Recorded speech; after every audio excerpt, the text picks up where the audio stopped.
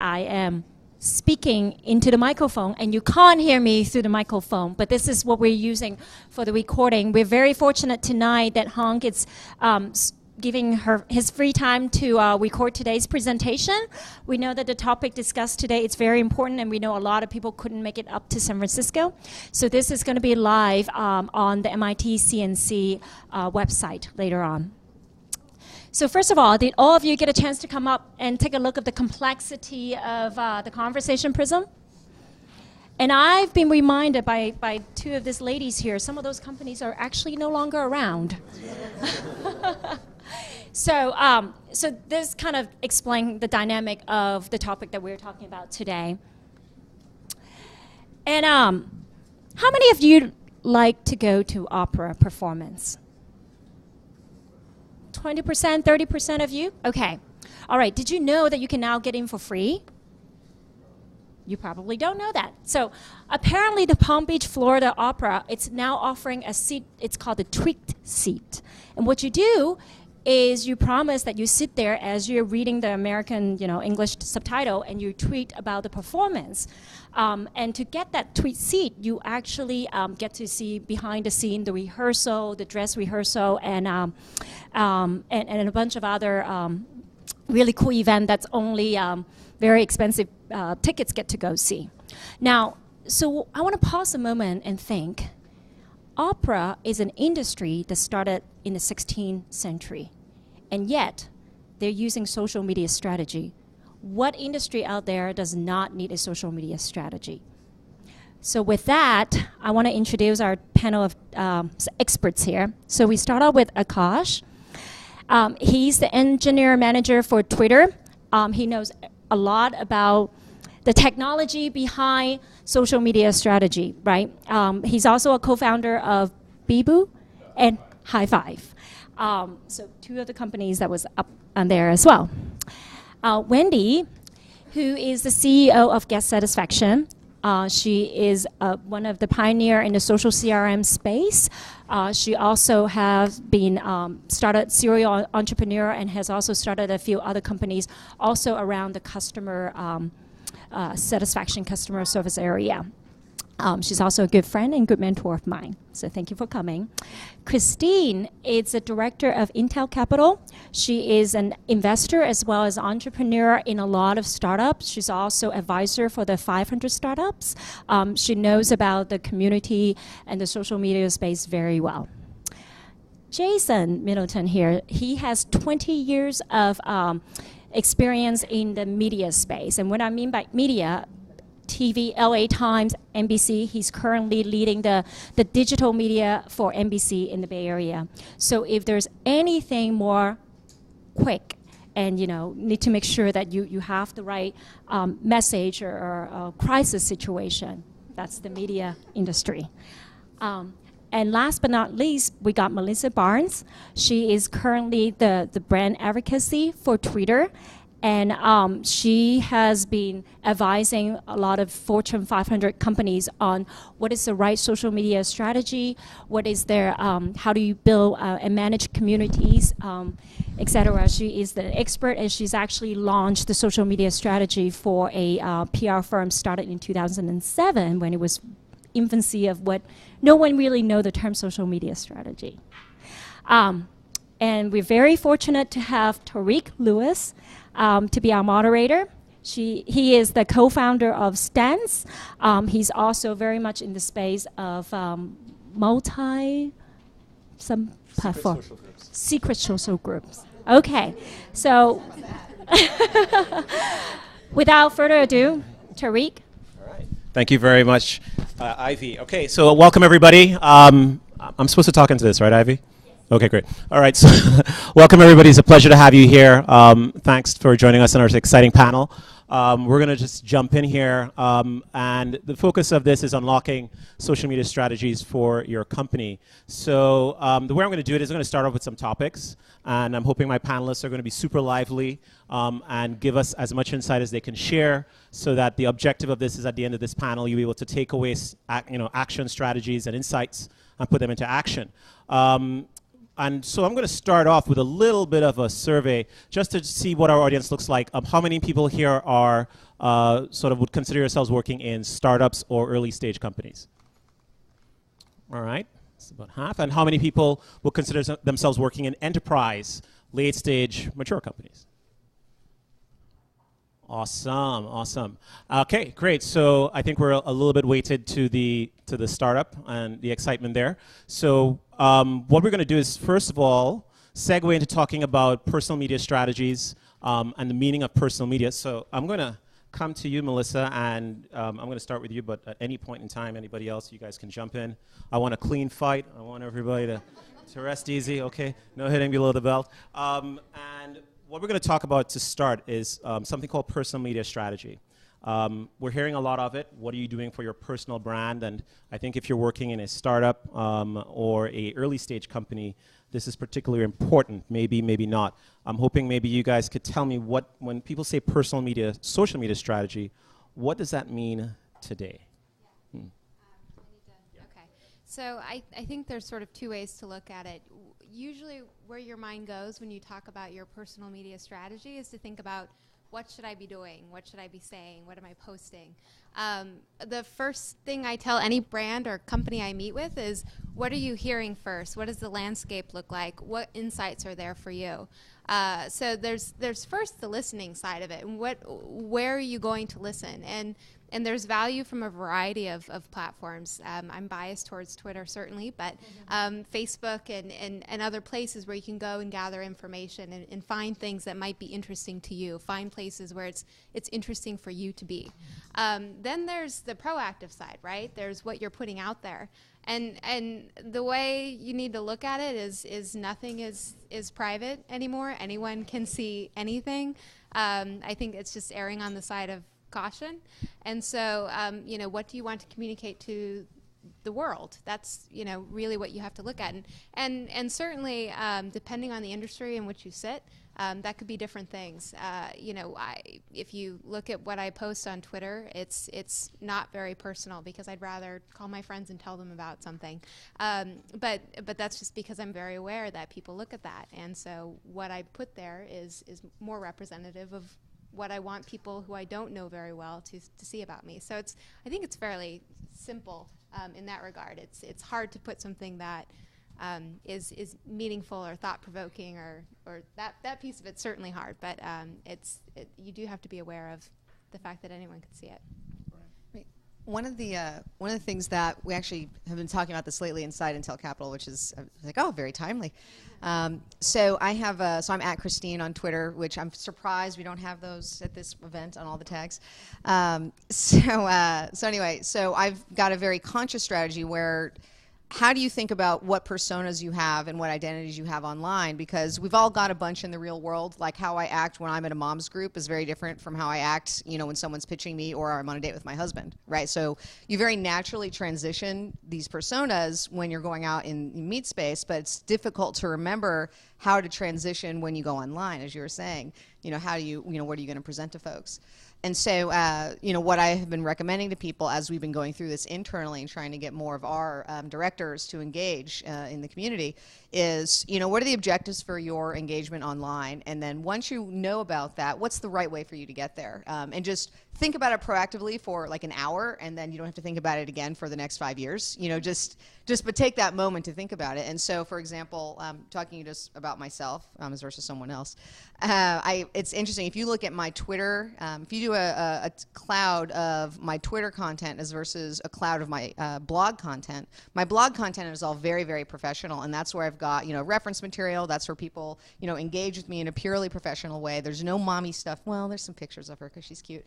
There's not very much mommy stuff on the blog. Whereas if you look at a cloud of my Twitter posts, it's got Callista, it's got more Burning Man, it's got all this more of these interesting pieces of color. But that's because I've been very deliberate about Twitter is where I'm going to let people see sort of the mixed personal professional and have a little more access to me. So if I bump into you at something like this, you have a little bit of color in who I am, and we can engage at that level. As versus I'm a reference and I'm setting myself up for credibility in a field. And so I don't think you have to choose necessarily.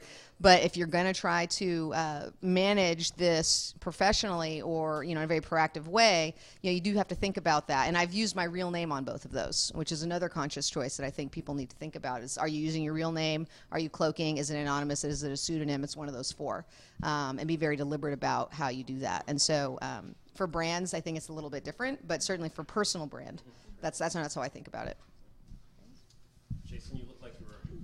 I was just thinking about how many brands I have to watch, because we have, NBC's pretty far from being a startup, but we have the NBC brand, and then we have every piece of talent that is in front of the camera is its own brand. Every show has its own brand. So we just try to control the message. Frequency is a big thing for us too, because we don't want to look like we're spamming anybody. We want to give them original content and creative content. So you're saying you can't keep up just by being personable? That, and I have a staff of 3 that watches it. And that's true. I mean, we have to watch it very carefully. And this has been a learning process, because it is such a mature business that the broadcasters in the room want to know, like, if I can spreadsheet like X amount of tweets per minute per hour kind of thing. And I'm like, my response is always like, have you ever been to a cocktail party? Did you go in there with a spreadsheet, like, where you were like, yeah, I'm going to talk to 6.3 people, and right.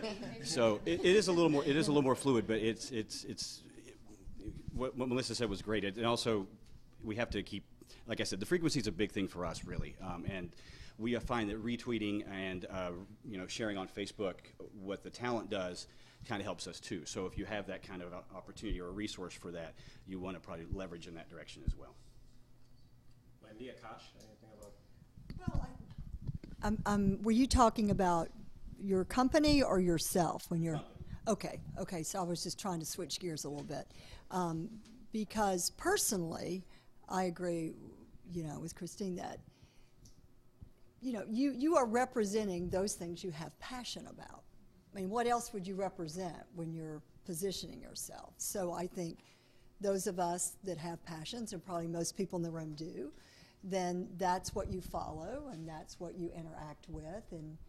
And so I think that is the deliberate part of social media for individuals, because otherwise it's just noise. There is so much to be consumed and worked with that you just get down to the basics of you. And so it doesn't look so much like that kaleidoscope, because otherwise you'd go crazy, right? I mean, you have to get down to what are the 3 or 4 things that light you up. And if one of those is your work stuff, like mine is, then you tweet or interact a lot with that kind of content. But I share the feeling that there are other parts of me, and I like to engage in that and let others know about that as well. So I think that goes back to like personal branding 101. I don't know that social media per se has changed that a lot. I think it just gives you new ways to express that. Right? I don't know that it's changed that. I think for those of us that have grown up and not thought about that, either personally or professionally, you should, period. And now you get a chance to push that more deliberately and create, your own cloud around it, which I think is a wonderful opportunity, frankly, for folks of all professions, big company, small company, young, old, and everything in between. So is it your view that executives, in business should really choose whichever channel they like or they prefer? If I like posting on Pinterest boards, maybe I go there and post some really cool boards either about my company or my preferences. And if you don't find me on Twitter, too bad. I'm just not on Twitter. Is that what we're saying here? We make deliberate choices. So one of the things I do for Twitter is train executives, so CEOs and CMOs, and it's partly because they're looking at maybe making a significant spend and want to understand the platform, but this is the conversation that comes up. So what is it appropriate for them to talk about? Can they share those personal things? And I think there's great value in understanding the person behind something. And so, what they're comfortable sharing with many, and as long as it shows those interesting shades to their character, that's great. Where people go, it depends on what you enjoy. And so I think, the platforms that we're seeing today start to rise to the top. They're offering something really unique. And so Pinterest and the experience you have there is different than Facebook and different than Twitter. And so it's really a personal thing. And certainly if there's some motivation for real, It's fine. It's fine. Take that call. But it depends on if there's a secondary motivation for why you might want to play in that space. Certainly, as a marketer, I think you should be trying everything and playing around everywhere because you never know where there's an insight that might link up to places you're already spending time. I agree with that. Kosh, thoughts? Yeah, I think one thing is it's Don't important. do it at all. Yeah, don't tweet. Like, stop it. The first Stop it day when now. you join Twitter, they tell you not to stop tweeting because, but no, you do have definitely a microscope. I think my tweeting patterns changed a little bit before and after, but I think to Melissa's point, everything is public, so I think that's something that people need to be aware of. Even maybe in college or in that age, you may not be aware of what brand you're building up for yourself. So I always tell younger folks to be careful. Even Facebook's not, it's going to be public eventually if it's not, or maybe it's not. But anyway, you got to be careful about what you're posting online. But I think it's also going back to some of the other points about, business executives and where they're posting. I think it's an interesting question. I think it's always important to be authentic, I think. And, if Facebook's where you're comfortable or Twitter or Pinterest, I think that speaks for itself. And I think it adds a lot of interesting color and depth to characters. So I think it's a good thing to do it and kind of do it naturally if you can. And kind of, I think what you said is interesting, like having a good blend of professional and personal. I think it's a really interesting way to look at people. There's one plugin I downloaded, like Reportive, I think, which LinkedIn acquired as. On your Gmail, you kind of on the side see a bunch of tweets from the person you got email, and I just find it adds so much depth to that. For somebody I don't know, I just see all these. I'm like, oh, okay, cool. This person likes this or that, and it's just I think there's so much richness there that can be communicated in such a short amount of space on any of these platforms. I think that's a really good thing, and whether you do it deliberately or whether it's just because you just like to do it, I think it's kind of up to the individual. I think especially, I know one of the reasons I've done that blending is because I'm in a role where if you don't like me, you're not going to take any money from me, right? Because I'm going to sit on your board and you'll have to deal with me. So realistically, you should get a sense of, what's in the package. It's, truth in advertising. And so I think anyone who's in a relationship business, it serves them well to engage in that, whether it's a biz dev job or they're the CEO or they're a venture capitalist, whatever that might be. If you are selling yourself in addition to your firm, or that's a decision point for people, it really serves you well to engage. Okay, so I'm going to now shift gears a little bit because I'm going to ask you, for each of you, which executive in business, not an entertainment personality, but a business person, you find or you follow in social media who has done a great job of positioning himself in social that you can recall that individual or personal brand, besides you, Christina. I think Fred Wilson does a great job. Yeah, I mean he's he writes a great blog post, but then I think he uses Twitter very well to communicate what he's talking about, and also has some personal stuff in there. So I think he's done a great job with using the platforms out there. I was going to say Brad or Fred because they're VCs and we're in a startup world, so that's kind of a natural thing for us to go to, right? I don't know if you guys know Porter Gail, but she was the CMO at Virgin Media, and she was part of the founding team of Virgin Airlines. Sorry, Virgin America, not Virgin Media, Virgin America.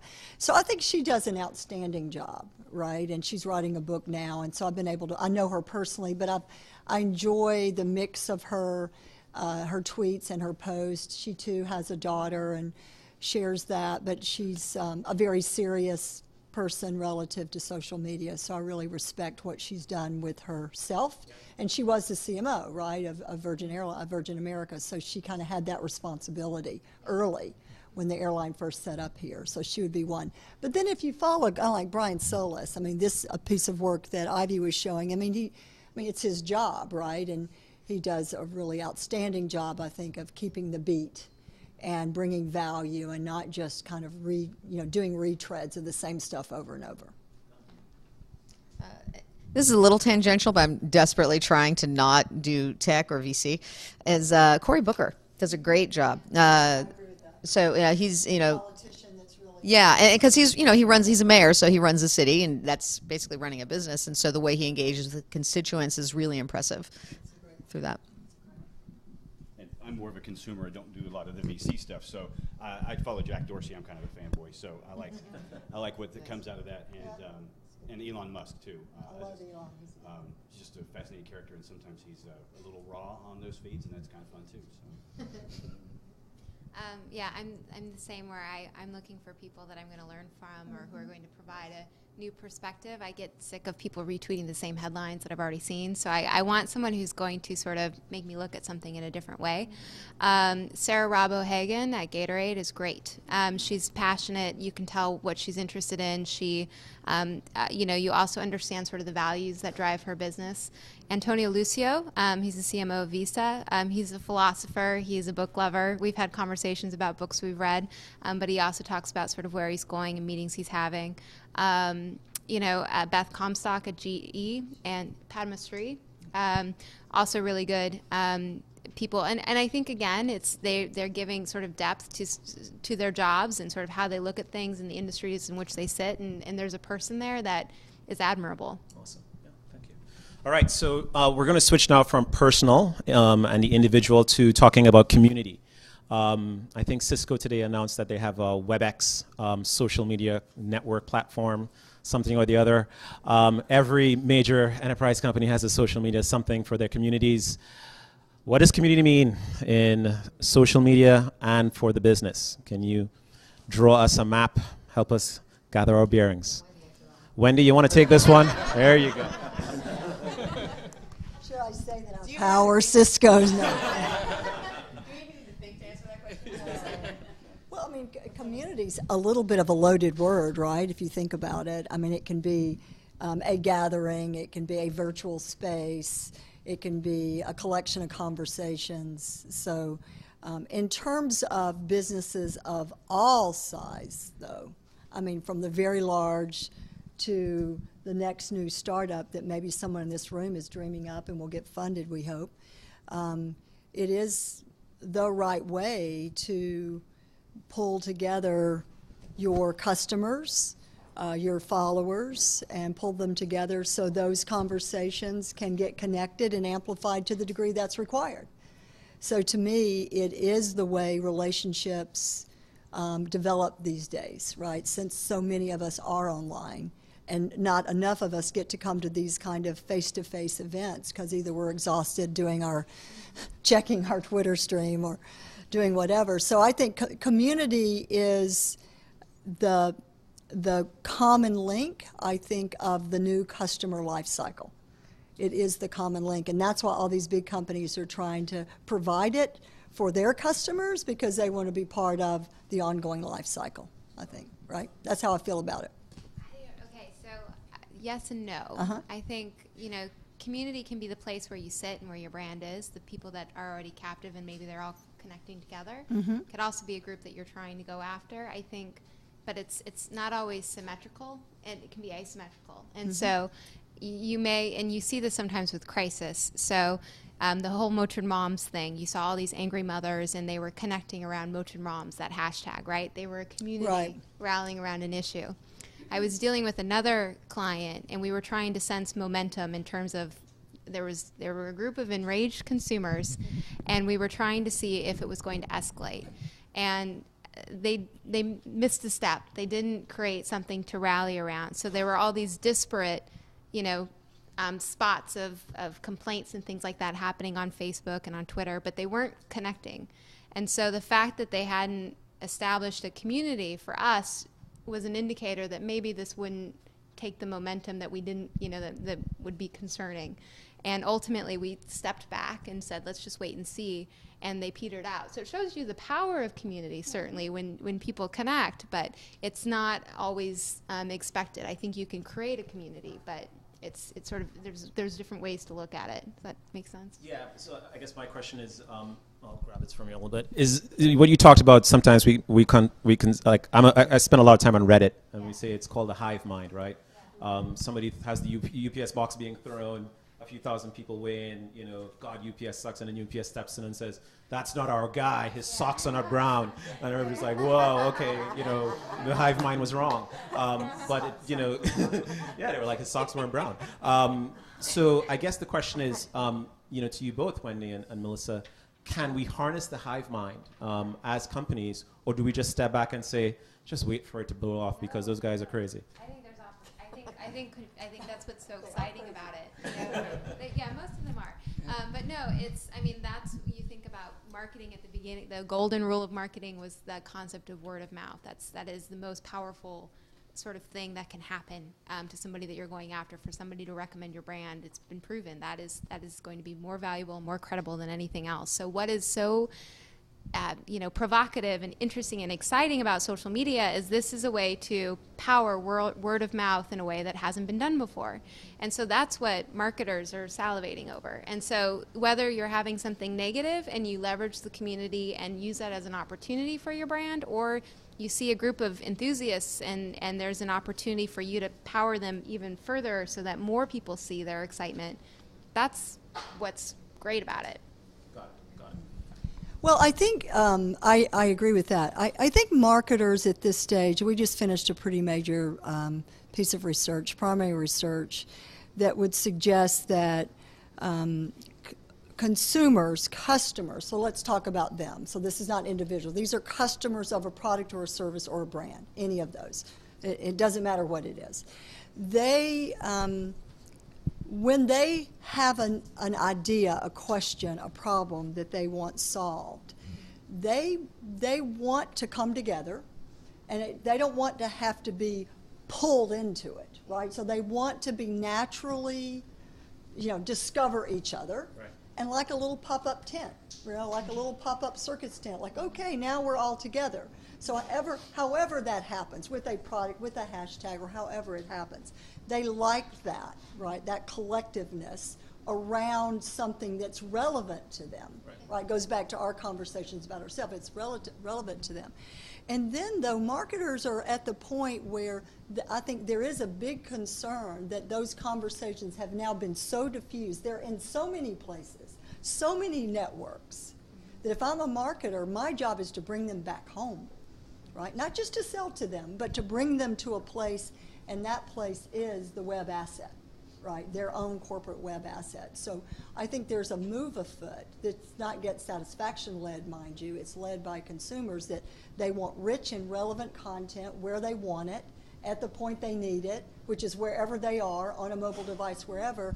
And so that to them is a community. It's that kind of connection that they desire, because then they get a productive outcome from their question or their problem. So it's pretty exciting, I think. There's a lot of changes happening that we see, and I'm sure you guys see as well on the Twitter side, and as part of NBC, I'm sure you see. There are a lot of shifts changing in consumer behavior, and I'd love to know more about how you look at that. Well, the whole concept of community is kind of new for us, because that's been talking at people for 75 years, right? Yeah. So, well, that's a good point. Yeah. So, after all. really. After all.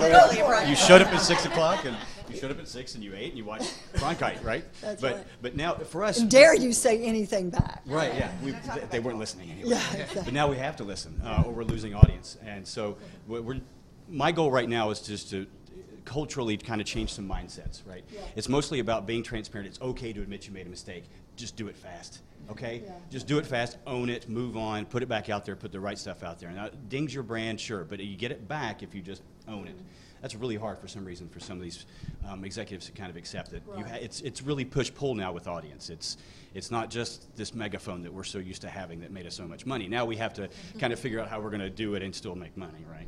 So it's baby steps for us in a large way, and it's also you're mentioning the different networks and things. We're trying to find where our voice works the best, where it annoys people. We don't want to do that, right? So we want to pull back off of that. Maybe Pinterest doesn't work for us, but but Instagram kind of does, because we can feed that right into our websites now and right onto our air. So we're taking the steps to teach people within the building or within the company that this really is a community in a true sense.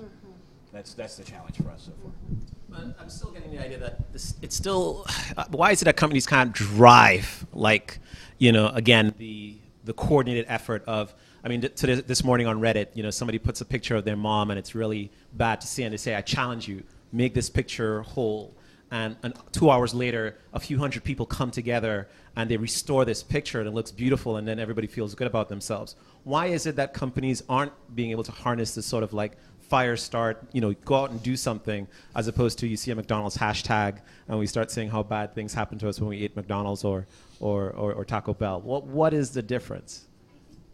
I think we're seeing some companies do that well. I mean, think about Kickstarter, right? This is, you're putting out a really great idea that other people think is a great idea, and so they're rallying around it and funding it. So you see that happen a lot, and certainly, I think the brands that are doing the best job, or the companies that are doing the best job, are testing and trying things.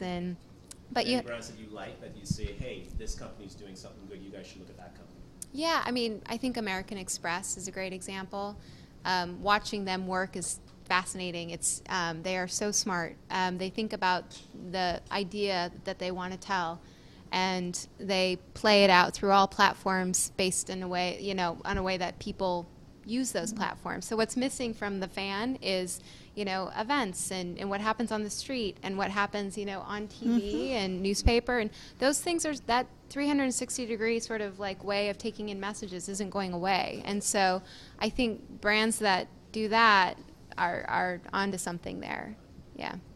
Any other ideas? Well, the whole notion, I mean, there's so much jargon that runs around social. I mean, I have to live with this every day.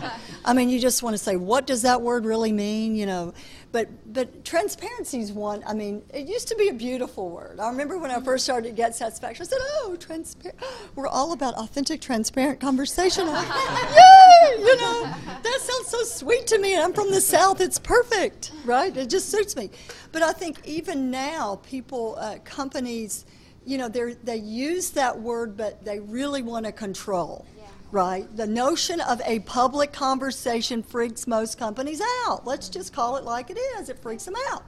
They don't want that. Just like not all your directors at Intel want to say anything on Twitter. Well, you don't want all of them saying something. No. But I mean, because they just can't handle themselves, right? And companies can't either. So they think a better way to do it is to not participate in that, not to have an open Get Satisfaction-like community, have one where you have to have a sign-in and then you log in and then you give your firstborn and then, come on.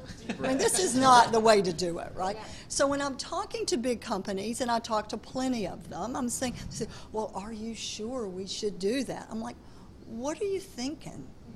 Like, how will you grow otherwise, other than to allow natural, organic conversation, like going on down in the coffee shop, by the way, about your product or service happen? Wouldn't you rather, open the circus tent and have them in there? Or would you rather just let it be happening without the experience of word of mouth? I feel very strongly but remember, most companies think they're in control, and control is an illusion.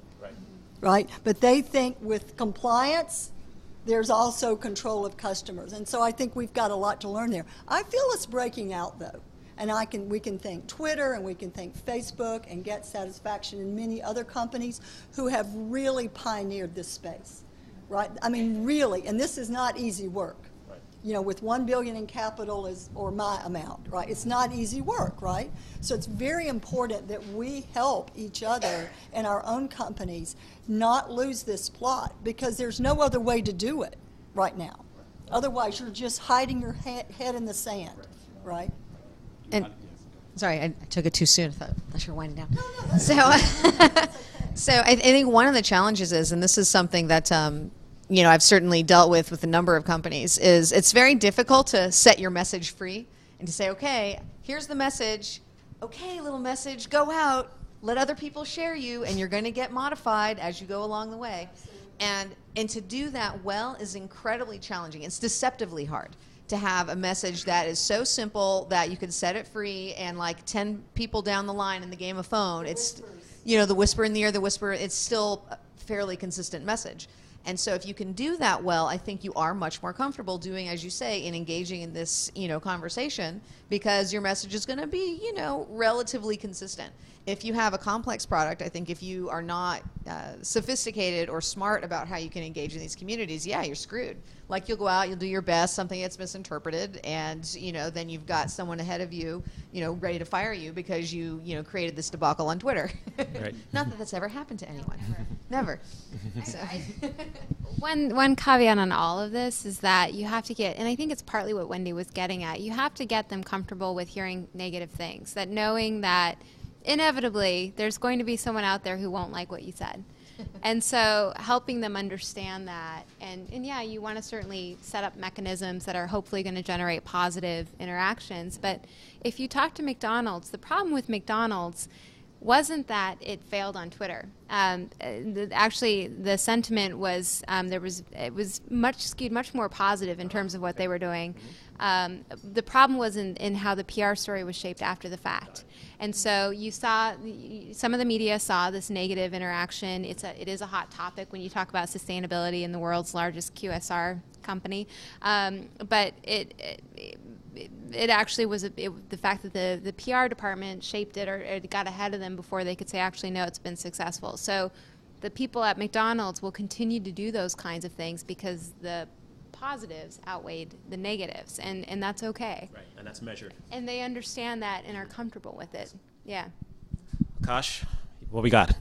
That's a lot of great things people are saying. No, I think it's I think you're starting to see brands really interact in ways that they never could before, and I think having that direct conversation with users or customers is super important for them, because I think in the long run, if they're not engaging, negative or positive, they're gonna be left out of, and I think one of the interesting use cases of like Twitter and Facebook as well is that customers are using those mechanisms as customer service portals now, and it's interesting to see how quick you are to get a response on, let's say for airlines, for example, if you tweet at them or Facebook, they'll get back to you like within seconds almost. It's fascinating, and I think it's because they realize the power of not responding or the implications of not responding are so public, because if you're on hold for an hour, nobody knows, nobody cares. Right. But the minute you tweet or put a thing, it's out there. And so I find it very valuable just as a person who flies. Have issues. It's a good tip, actually. They respond instantly.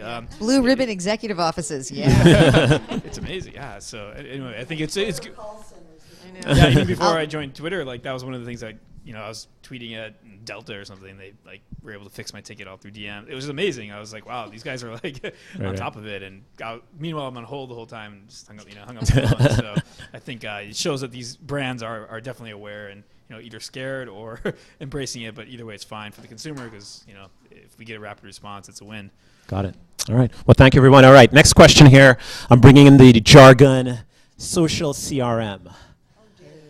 It's a big concept. Customer relationship management across social networks. Is it real, or is it just more smoke and mirrors?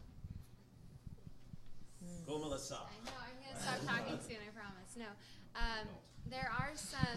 There are companies right now that are trying to close the loop on it, and there's all kinds of implications when you think about privacy and how comfortable people are with tracking them across all of that. So we are looking at what, again, like Twitter's, I think has been pretty overt in terms of the do not track and our policy on it.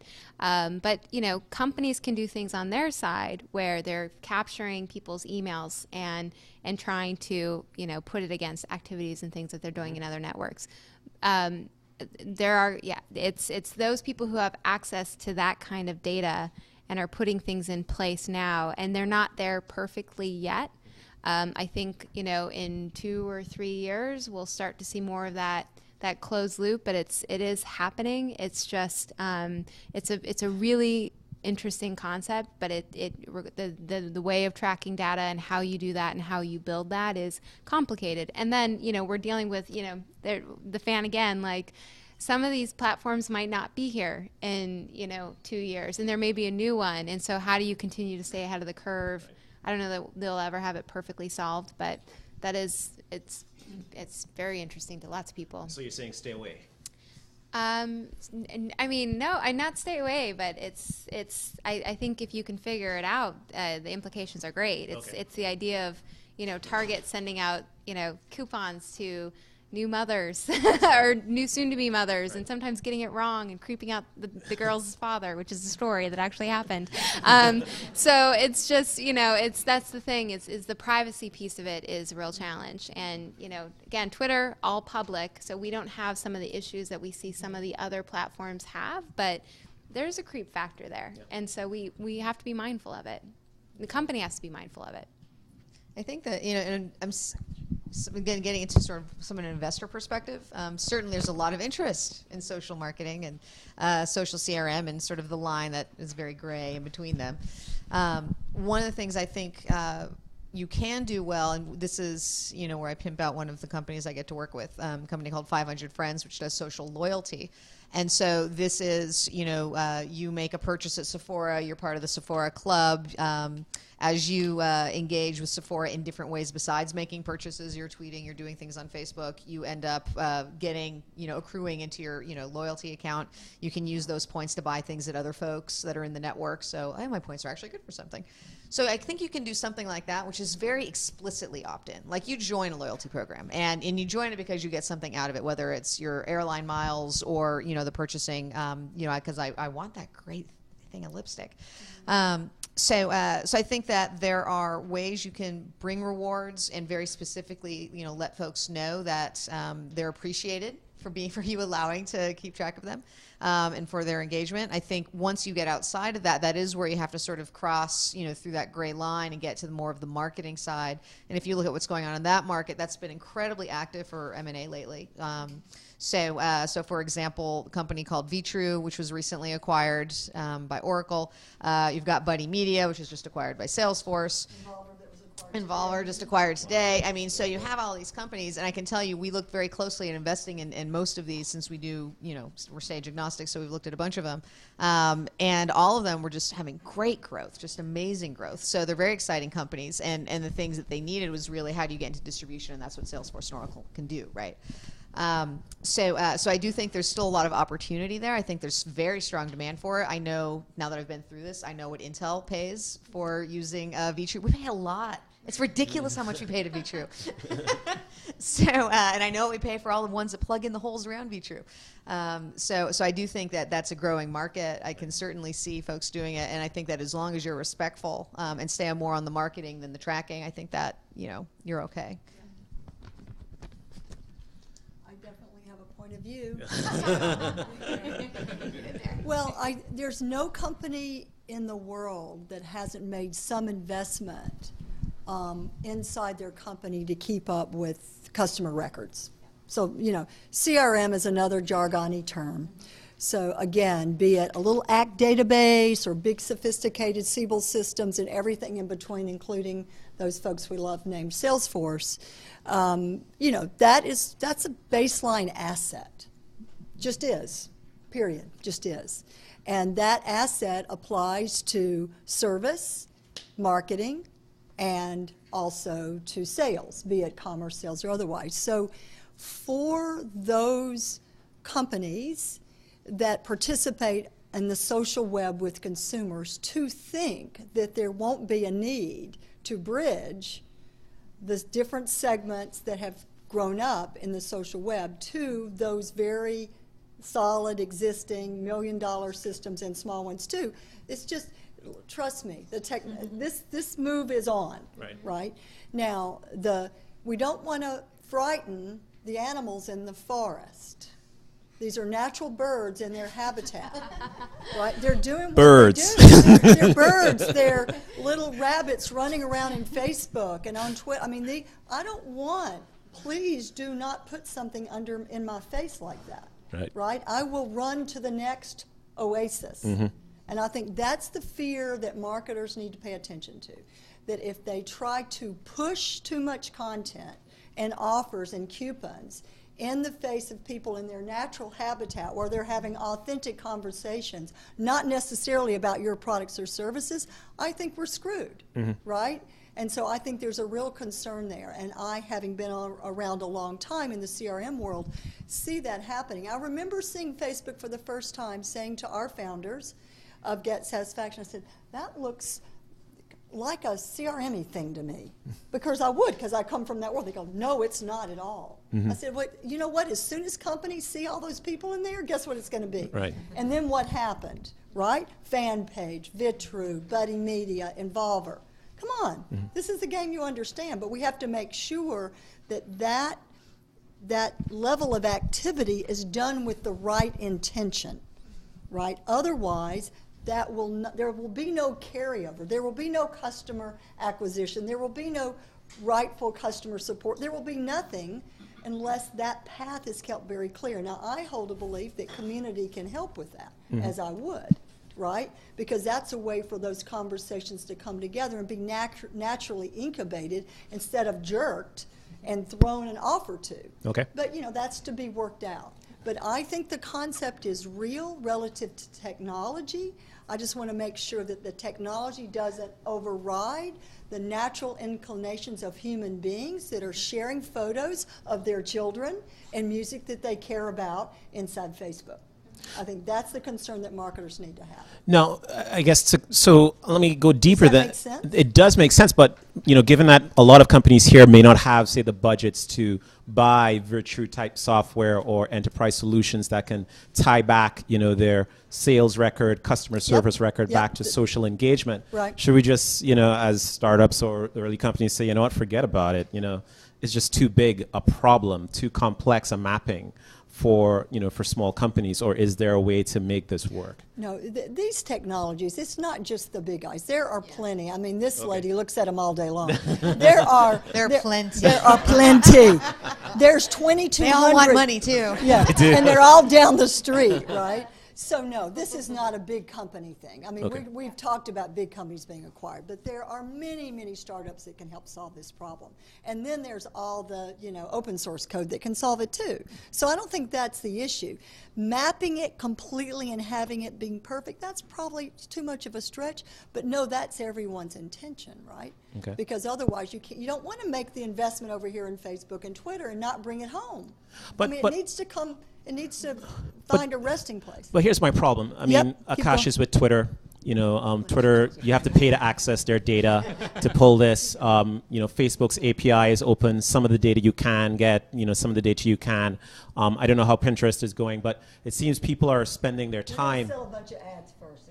And then But it seems like people are spending their time on these platforms, but are companies like ours really able to access the data in a manageable, scalable way, or do we find ourselves really going down a rabbit hole? Once you start doing this stuff, you start spending more money and worrying about big data and all these other issues. Yeah, I think there. I mean, I think as everybody mentioned, I think there are a lot of startups trying to take different parts of that problem and break it down. Whether it's, you know, Nip, who does or Gnip, Gnip. Sorry, left off the G. Yeah, you know, a lot of the, you know, kind of the pre-sorting or sifting of data from Twitter. You know, so companies can subscribe to things that, you know, whether it's a hashtag or search term, and get that information in a more digestible way, so you can at least do something with it.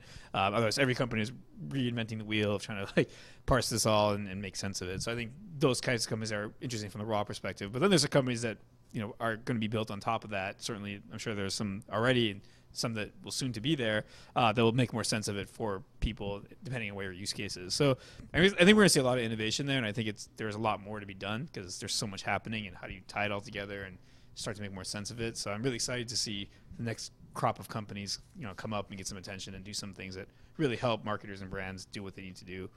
Got it. Okay. I'd love to hear from, you know, a brand on what are you doing with all this stuff. Well, actually, I'm smart enough to listen when smart people are talking. So, it's not something. It's really, our dashboard for this is thin. It's still being generated. We're still trying to parse just simple IP addresses, really stuff we're still pulling right now. So. Being a news product, a lot of this doesn't touch my bailiwick, so I'm not going to go too deep. But I do know that at 30 Rock there's a whole division being built that's looking at this. And we're kind of a build versus buy, usually. So if we have anything, it'll be proprietary. It'll probably be a few years from now. I know.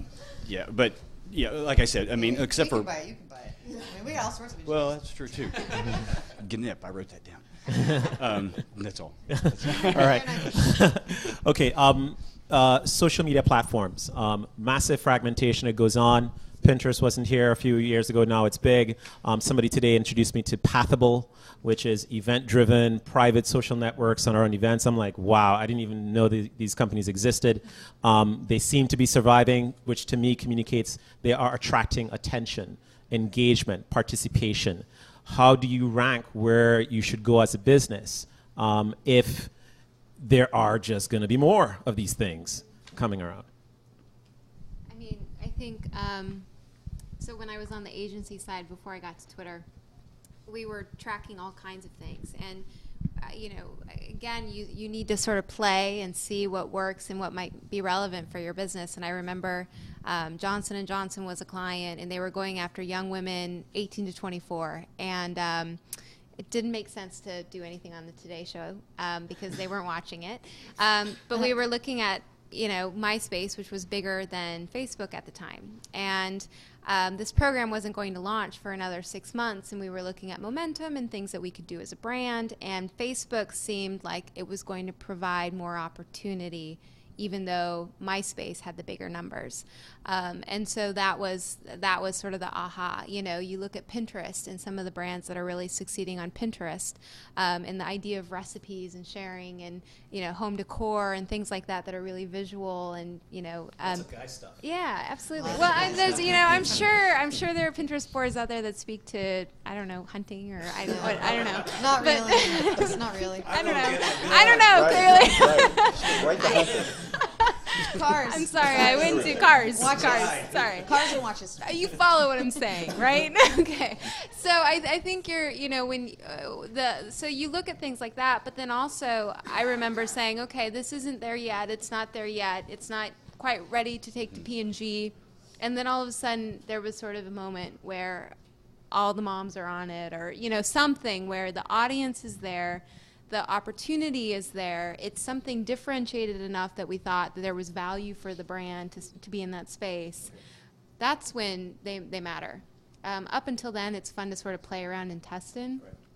But yeah, that's when you see the real weight come through. Okay, but hold on. 9gag currently has you know, double-digit millions of visitors. 9gag didn't exist a year ago. You have you know, group.es. I mean, I feel that there's a lot of networks where the volume, you know, again, I bring up Reddit as 35 million uniques. These are not, you know, very, very small networks. When we say, you know, we look at them or we experiment, I mean, you know, do we just keep our eye on the ball? Do we, I mean, you know. I mean, I think any test is set up in a way that you can see that there was impact. And so, you know, it's what are you doing to tag and track those activities. So we had a hotel client, and we specifically were testing different platforms, and the goal was to get new loyalty members. And so you could track and see who went to that website and where did they come from, and you could see what was performing and start to build a story there in terms of what was effective. So you as a marketer have to sort of think about how you set up tests so that you can see what's working and effective, and go from there. Yeah, that's great. I mean, I think at the end of the day, the consideration set is larger. Right. So this is good for marketers, right? If you're a marketer, you have a larger consideration set relative to how to place your message and who you want to reach. And so more analysis needs to be done, more testing needs to be done. I think it's a good problem, not a bad problem. I think it's a good problem for the US of A relative to, you know, innovation and hiring people, which, you know, not everyone is in San Francisco. So we got places in our country that need, you know, employers. And so I love the fact that this innovation is happening, and I think it's up at the end of the day to the marketers to test that out, make those bets. And again, it goes back to smart system orientation, I think, for businesses, because you have to look at these considerations relative to everything else you're trying to do. Right, including internal systems. So I think it's a really good problem to have. And I think it does mean, though, that marketers these days have to have a lot of horsepower, right? This is not an easy job. Raise our salaries. Absolutely. Yes, whatever right. it takes. If you have money, I'll pay you to do it, right? Because, I mean, it's a very, very complex job. We're used to it, it wasn't. This is a very complex job with lots of opportunities to invest time and money, so testing is everything. Testing. Okay, so I'm going to talk now about a fun topic called social media failures. And are there any sort of egregious social media failures you guys would like to point to and say, if you're a company, don't do this. Just don't do this. I know you got a few, right?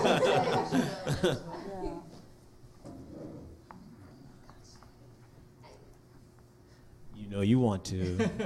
You go first. I don't have anything come. What's interesting is the things that you don't know about, and by that I mean usually you hear about the failures, right? They're a failure because they become known. Right. So there's that. I do see companies right now setting themselves up in ways that aren't a failure, but it's a mistake. You know, you could look for certain brands on Twitter, for example, and they might have 20 usernames, and some of them are going to the same audiences, and it's very duplicative, and it's based on their internal team structure as opposed to their external sort of objectives. And so things like that are mistakes, but usually you hear about the failures. What's fascinating are the successes that you don't know about, and those are the ones where brands have, turned it off before it exploded. That's interesting. I think some of our politicians have pretty much. Yeah. You want to talk about some failures. I mean, these guys, you could go and teach them something, just go straight to the hill and set up sessions because they are a mess, right? Taking pictures of themselves. Oh, we had to go there. You did ask the question. I did. But then I had a visual. It hurt. All right. Okay. So I wanted the folks to leave with some action items, steps to take. I'm hoping that you guys can give us an edge, because when we go out there tomorrow in the social media country, it'll be fragmented and very busy and very testable. So questions is essentially, do you have maybe your top strategy, your top tactic, your top, like, if you are doing this, do this, or if you're doing this, don't do that anymore, that we can take away with today? To jump off of what Melissa said, it was heartening because I just recently shut down a bunch of the handles that we had. And we have Facebook pages for a lot of things that didn't work. So a singularity of voice, that leaving your business is probably is what my focus is, and I think that probably is good advice to follow. It's what I'm hearing, at least. And leveraging, if you have a personality, or if you have an aspect of your business, or maybe it's even your could be your logo, could be your trademark, or something you can leverage that's a little more humanizing or anthropomorphizing, and leverage that. And what I tell my talent to do is, I like for them to do things in the field and tweet it out, and then we retweet it through the station page, and that creates kind of like an echo for me and for them. So I'm exposing somebody in one day part that may be on the morning show to somebody who might be following us on Twitter who only watches the 11 or doesn't watch us at all. Maybe they just accidentally followed us. But it's a strategy in a way, and this is more of a tactic really. It's just push-pull with one thing if you can, and just keep leveraging it out. Would you say? So that's all. Christine, if we wanted to raise funds from Intel Capital, what should our social media strategy be? Oh gosh, yeah. There's one answer for that. So actually, no. What I was going to, I was actually going to go with the Tweeting for Dummies list.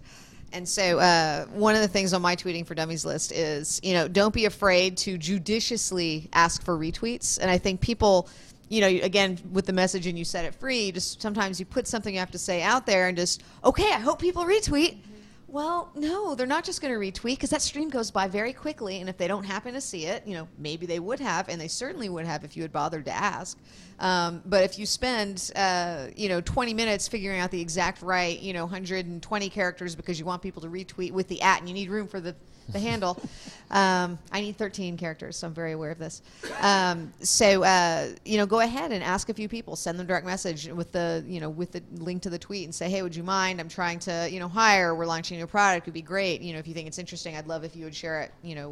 As well. And what I've often found is when people do that, you can always get at least half a dozen to a dozen people who like you and follow you but are more influential than you. Right. And if you can get some of them to do it, then all of a sudden you've got some sort of meme going. There was one of the companies I work with through StartX, which is the Stanford Accelerator. Am I allowed to talk about Stanford here? I'm not sure. So one of my some of my kids over there.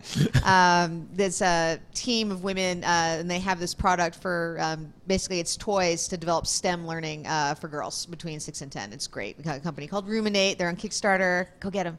So anyway, so I pinged who are the people I know that I care about, girls and education, or just cool maker hacky stuff, right? And so I got, so I have Dave McClure, who's super excited about women in technology.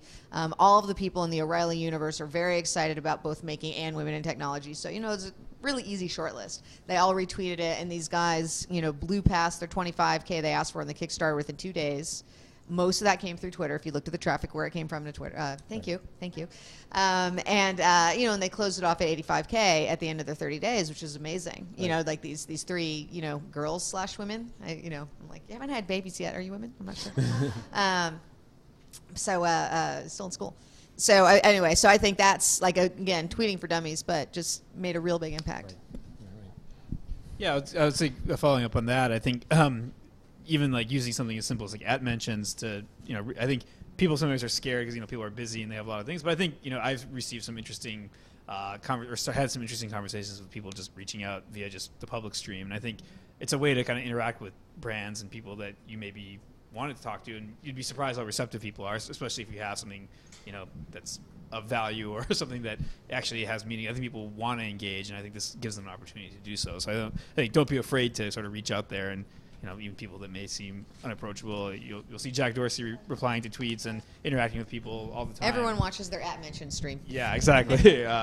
Exactly. So I think there's some spam, but we're working on that. So hopefully that goes away. Tell me if you're getting too much, but yeah. So that's my tip, I guess. One of the other ones I threw out because you asked a question about like if I want to give attention to someone for investment purposes. I think if I see people I respect in tech all happen to mention you that they're checking out your product, that is going to drive me to your site like nobody's business. So if I see, and so there's the short list, so if I see Brad Feld mentions it, like, oh, check this out, it's really cool, and then Dave McClure mentions it, and some other geeky folks, I'm gonna love to go check it out. So there's that, and then and we haven't really talked about Facebook very much as social, but certainly, if you look at how they have social leverage applied in Facebook, there's really two things you can do right now. There's broadcast, this is the read, listen, watch stuff, right? And so this is how you saw Video and Social Cam, just really spike their number of users in this crazy way over a few weeks, where you got into the broadcast stream that Facebook was doing, which is different from how Zynga got started with peer-to-peer sharing. Right, and so these are both different types of social leverage. They're very different. One is maybe a little slower to get started, which is the peer-to-peer. But if you're successful at that, it really becomes an exponential growth factor. It's also something that you can control by how social is woven through your product, whereas the broadcast one is the dial that Facebook twists. Right, and so you can use that, but just, it's like getting your TechCrunch spike. Realize you might not have that sustainably. So what are you going to do with the traffic you get from that broadcast stream if you manage to tap in at the right moment through Facebook? And that's sort of the Facebook lesson, I think, for me. Awesome. All right, Ivy, we are going to questions. Everybody still with us? All right. So who's the first brave soul that wants to win $1 million asking the, oh, there we go.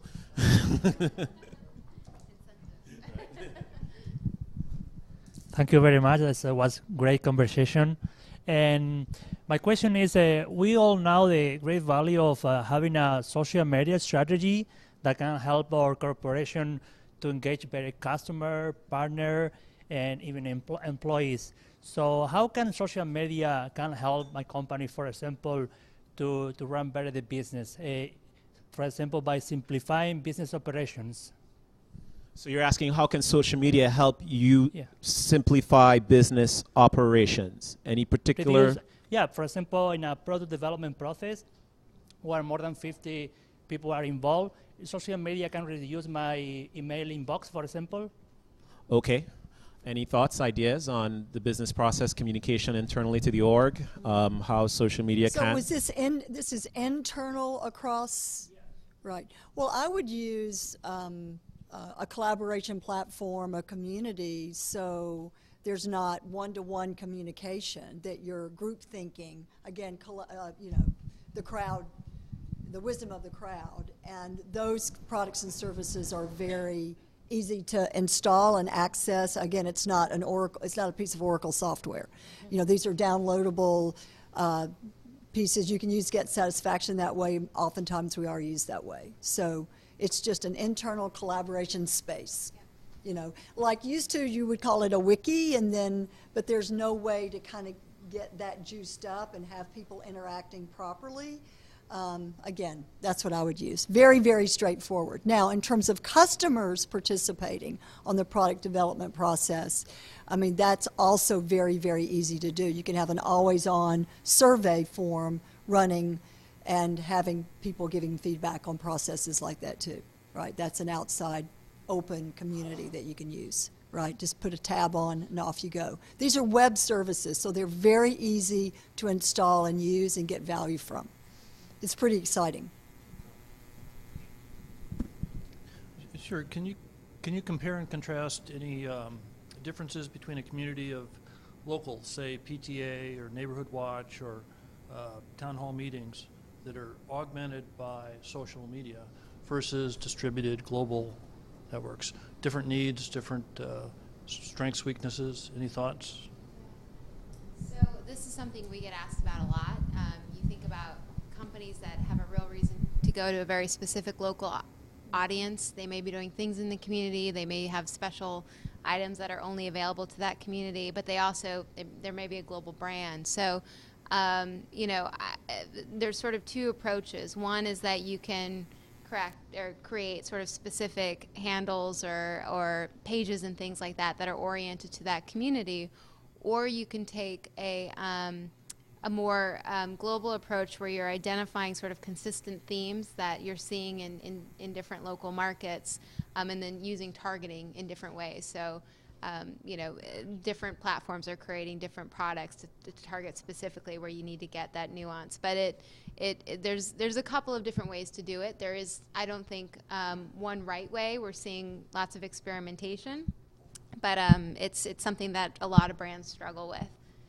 And what we're seeing globally is that consumer behavior is such that they'll look for a brand and then they'll look and sort of try to find Brazil or UK and just to see if it exists. And so they'll search that out to see if something local is there, and if not, then they'll go up to the more general brand handle if it doesn't exist.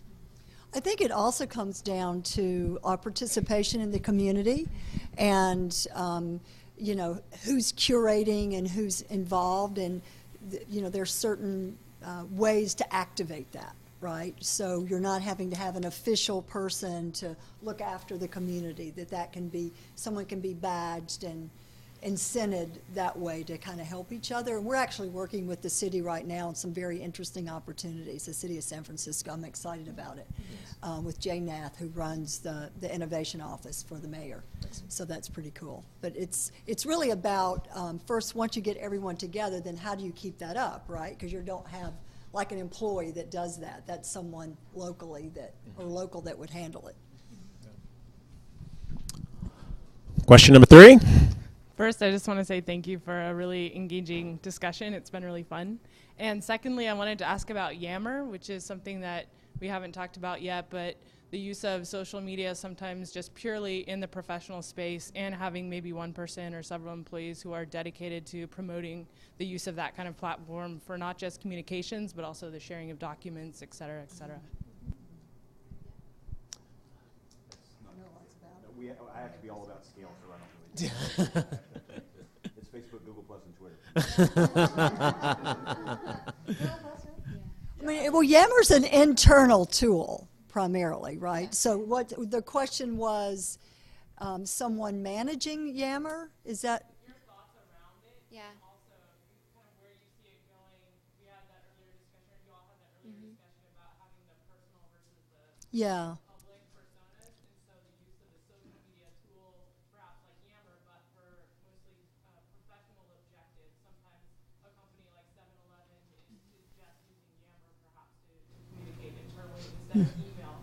Yeah, I mean, we used Chatter, right, because we're a big Salesforce shop. We're wall-to-wall Salesforce, but we used to use Yammer. I mean, I think those tools are fabulous, right, whatever. I'm not sure what Twitter uses, but whatever it is, it's that internal tool. Get out of email, you know, those short clips back and forth where you can share objects. And, I mean, to me, that's a major tool for worker engagement, which is really critical to us, right, to everyone right now. So I'm a big supporter of those tools. And then making sure your assets can hang in the right place from that particular tool. Yeah, I think one of the things I've always really liked Yammer. One of the things that I think is nice about it is you can set up the temporary clusters inside your organization. So if there's a project, so there's a project that only goes for so long, so you don't need the group to exist for that long. Once it's launched, you can disband, or as you said, some of the functions. And I liked using Yammer when I was in groups that did, for the same reasons I like GroupMe, which is, I don't know how many folks have used GroupMe, which is basically group texting. And again, it's, they give you a single phone number, and anything that you text to that phone number gets distributed instantly to anyone in the group. And they, again, do it where it's either a permanent number, or you can say, I only need this for 24 hours. It's a bunch of friends going to a concert so we can find each other, right? Or rallying up where we're going to go get a drink, etc. And so I think in both of those cases, the ability to both, have something that's persistent and to do something that's very task or event oriented adds a lot of value to those conversations, and is respectful of the boundaries for them, so you don't feel like you're stuck in this group forever.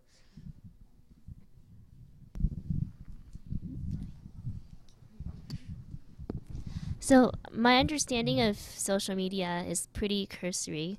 I'm just wondering if for us organizations, I work for a not-for-profit, and if you just want to be able to create more exposure, and so there's basic things you can do, create a Facebook page, have people like it, or LinkedIn for your event, and simple things like that. But is there anything else that you recommend? What kind of nonprofit? Well, it's called the Silicon Valley Innovation Institute. So we build a community of innovators and creatives, and we want to we promote events every month around. So you have a big group of people that could all individually be doing things. Which is why I asked you what kind. If you're managing a community, and I've done a good amount of nonprofit work.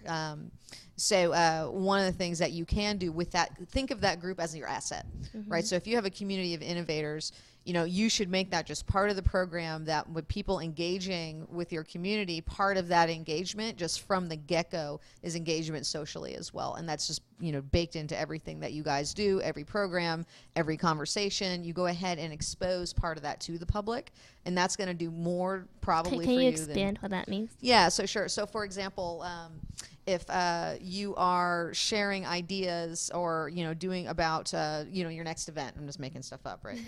Oh, let's make something up. So let's say you've got a community event that's going to go on, and you're going to have that be open to the public. Basically, you can announce that through your Twitter account, for the organization. You should have everyone who's going to attend, because they're part of the community already, should be retweeting that, right? You can have surveys about, what kind of entertainment do people like? I'm really making it up now. Are you selling tickets? So there's things to Eventbrite, and Eventbrite can push out into Facebook. And so when people are getting their ticket, really encourage them to publish that to Facebook. You can really pick actions sort of everywhere along that stream around that event that continue to emphasize the megaphone and continue to make it a little bit louder or last a little bit longer. Now, if you actually want to scale your community, so there are people that don't know about it yet, what would be a good way to reach out? Is it purely through content and generating? I want to tie in because from what you just said, another example, again, Funky Junk versus Oatmeal. It was a nonprofit objective. Yep. 200,000 got raised in less than a week. Why can't nonprofits do that every day? Another story. It's not entertaining.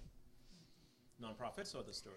They didn't have the hook that typically it's that hook that's entertaining, right? Like the thing with Oatmeal is like, all right, fine, I'm gonna get this money and I'm gonna donate it to the. You had this very funny story, and so people are like, yeah, screw the man, and I don't know how Funny Junk became the man, but somehow they did, and so basically people like an underdog, and it was entertaining, so they engaged. But they're not engaged. It's not fun. Like the whole thing where you see the photo and put it out there, I'm being authentic and transparent. they've done studies that talk about, how do you raise money for a homeless shelter? And, people do the A/B test where they have the ad that shows, the old, scroungy dude, right? And then they've got the ones that show the families. And realistically, you aren't going to get people to give money to the family, even though that's often the characteristic of who's actually at that shelter. People they are very uncomfortable with that, right? And so whereas they see the poor guy, like, oh, poor guy, and then it's like, let's throw a couple of bucks at him, right? So you have to think about the storytelling aspect, and I think that a lot of nonprofits, just don't have the bandwidth necessarily, or you've got too many, and this is often the issue, right? You've got a lot of cooks in the kitchen because people don't get paid in money. They get paid in participation and feeling good about, well, I owned a piece. And so everyone gets a piece. So to the extent you can, sort of really drill down and focus on what are the stories that you're going to tell that engage people. Again, it's like, what's that message? Make it simple, make it compelling, and then set it free and let people do things with it. There's a check out Twitter for Good. It's was written by someone at Twitter, Claire Diaz-Ortiz, and she it's just good best practices, I think, that could apply to a lot of different platforms and sort of how to think about it, but it gives you some direction there. Any more questions? There will be a test at the end of this. You had talked about Twitter 101. For those people who might be just getting started, what would be another good book for just kind of understanding the landscape and knowing how to, I get a lot of the listening but it's like just kind of the basics of getting started with it, so we can begin.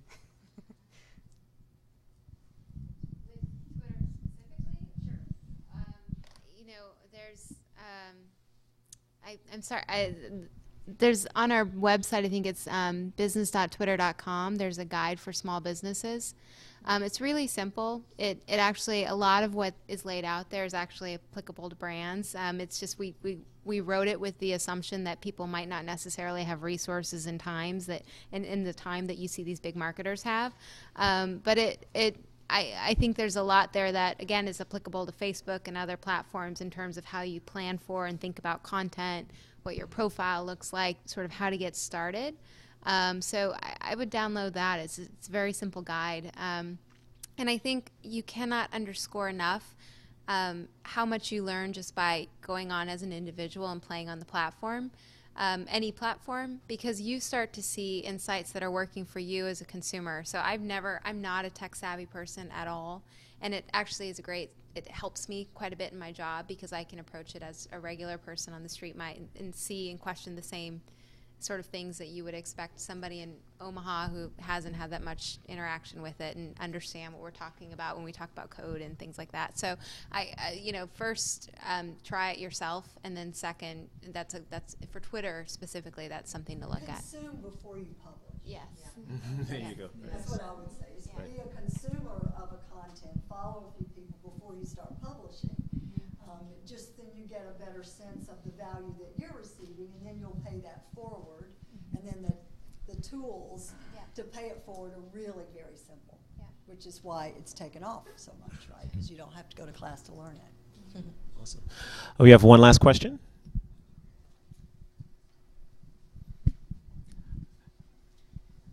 Can you guys talk more about the tension between, on one hand, you say that control is illusions, and on the other hand, you treat your community as your assets, right? So if you treat community as your asset, that means you want to control it in some way, right? But on the other hand, I don't necessarily think that's true, Grasshopper. Right. It depends. Do you think you can control your children? You see where I'm going with this, right? Yeah. You can influence, right? You can influence. You certainly can't control. And typically, if someone cares enough about your purpose and your organization or your brand, if they care enough, they generally want to engage. And so if you give them a path to follow that they're going to feel appreciated, they're going to get rewarded for it. I mean, people often will walk down that path, especially if you take a lot of friction out of their, so that they can do it quickly. So, I mean, I don't know. Well, I do think when you're getting started that there needs to be some foundation philosophy that sounds a little strong, but just a foundation of values established around this. I just don't think you go get a fan page, get a Twitter handle, get a Get Satisfaction community, and off you go, right? I think there needs to be some thoughtfulness applied to, so what do we stand for and what are we trying to accomplish, at least for now? So I think that's very important, and I get frustrated and a little concerned when I see businesses that kind of in the wild rush of it, the wild west of it, and they're like, okay, we've got it now, and they're just making a mess, and then we get blamed for it. Yeah.